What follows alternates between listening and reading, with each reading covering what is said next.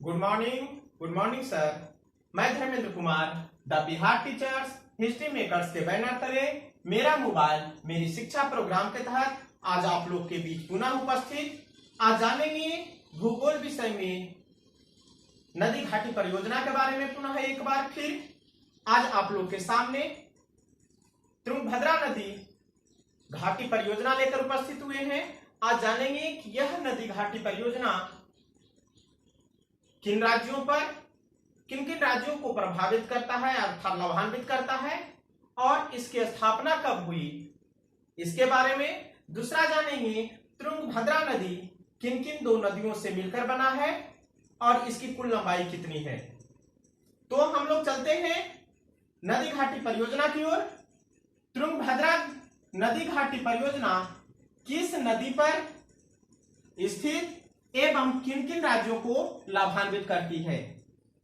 तो जैसा कि प्रश्न है, प्रश्न के अनुसार से पता चलता है कि तुंगभद्रा घाटी परियोजना तुंगभद्रा नदी पर स्थित है और यह दो राज्यों को लाभान्वित करती है।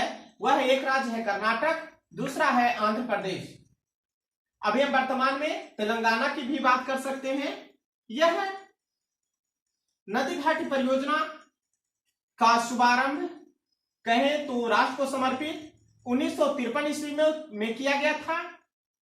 इस परियोजना अर्थात इस बांध की कुल लंबाई 2441 मीटर और ऊंचाई 49.38 मीटर है। यह नदी घाटी परियोजना हम्पी शहर के निकट है और हम्पी के निकट इस नदी पर 8 मेगावाट वाले 9 बिजली घर लगाए गए हैं, जिससे कुल बिजली उत्पादन 72 मेगावाट होती है। तुंगभद्रा नदी बांध जो है वह बेल्लारी के मल्लापुरम नामक स्थान में स्थित है। इसके ट्रिक्स जो है हम आप लोग के सामने इसके लिए एक ट्रिक्स लेकर उपस्थित हुए हैं। वह ट्रिक्स है आतुक। आ से आंध्र प्रदेश, तू से तुंगभद्रा नदी, अब क से कर्नाटक।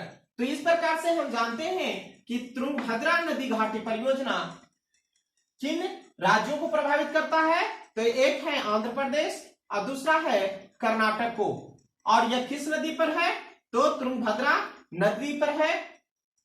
अब हम जानेंगे कि तुंगभद्रा नदी किन किन दो नदियों से मिलकर बना है।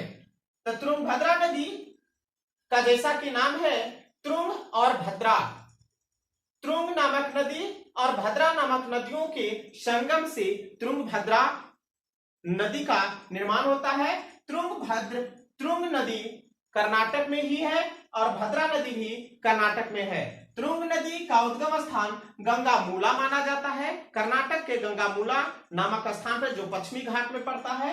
और भद्रा नदी कुदरेल मुख्य नामक स्थान पे।